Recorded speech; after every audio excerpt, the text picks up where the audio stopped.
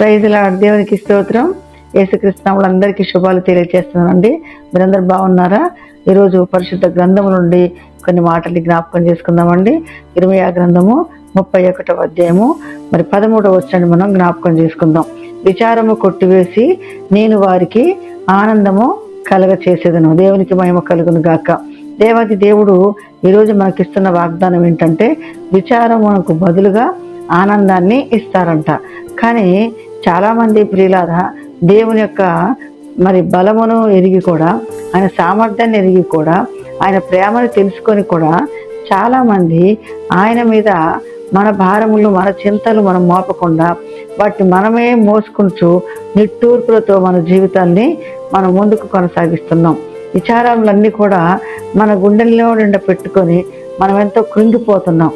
విచారములు కలిగి ఎంతోమంది వారి జీవితాల్లో ఎంతగానో కృంగిపోతున్నారు ప్రియులారా. నిజంగా నేను చాలామందిని ఎరుగుదును. విచారములు, చింతలు, బాధలు అన్నీ కూడా వారు రోజు కూడా వాళ్ళు ఒక బరువైన జీవితాన్ని కలిగి జీవిస్తున్నారు. అటువంటి వారి రోజున గొప్ప సంతోషాన్ని దేవుడు వారికి ఇవ్వబోతున్నారు. హల్లెలూయా. నీ విచారం ఎటువంటిదైనా, నీ సమస్య ఎంత పెద్దదైనా, ఆ సమస్యకు మించిన దేవుడు మన దేవుడు. హల్లెలూయా. ఆ విచారానికి మించిన దేవుడు మన దేవుడు. మన దేవుడు మన సమస్యల నుంచి విడుదల కలగజేసేవాడు. మన విచారమును కొట్టివేసి మనకు ఆనందాన్ని ఇచ్చే దేవుడు అయినందుకు నిజముగా మనం ఎంతో ధన్యులం.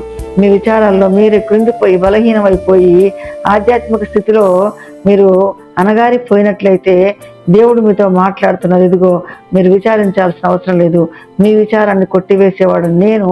అంత మాత్రమే కాదు, మీకు గొప్ప ఆనందాన్ని కూడా నేను ఇస్తాను అంటున్నారు. కాబట్టి ఇంకెందుకు భయపడకుండా ధైర్యముతో, అయ్యా ఈరోజు నువ్వు నాకు ఇచ్చిన వాగ్దానాన్ని బట్టి మీకు స్తోత్రములు, మా విచారాలు తొలగించి మాకు సంతోషాన్ని ఇవ్వబోతున్నామని, మేము ఎంతగా నేను మహింపరుస్తున్నామని చెప్పి దేవుని సన్నిధిలో ప్రార్థన పూర్వకంగా ఉండండి. దేవుడిచ్చే ఆనందాన్ని పొందుకోండి. మీ విచారాలన్నీ కూడా దేవునికి ఇవ్వండి. దేవుడిచ్చే ఆనందాన్ని పొందుకొని దైవాశీర్వాదాలు పొందండి. దేవుడి మాటలు దీవించును గాక. ప్రార్థన చేసుకుందాం. పరిశుద్ధమైన తండ్రి, నీకు వందనములు. ఈ ఉదయకాలంలో ఆయన అయ్యా మా బాధలు, మా సమస్యలు, మా విచారాలు, మా చింతలు సమస్యను వెరిగిన దేవుడు నాయన.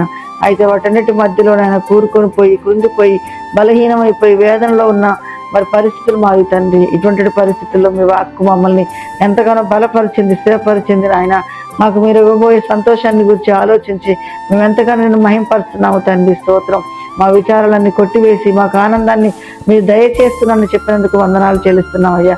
మీరే మా కుటుంబాన్ని, మమ్మల్ని ఆనందంతో నింపమని, ఇటు భాగ్యం లేని ఎంతోమంది ప్రజలకు నాయన ఈ ధన్యత దయచేయమని ప్రార్థిస్తున్నాం అయ్యా. ఎంతోమంది ప్రభా అనేకమైన రోగములతో బాధపడుతున్నారు, స్వస్థపరచండి.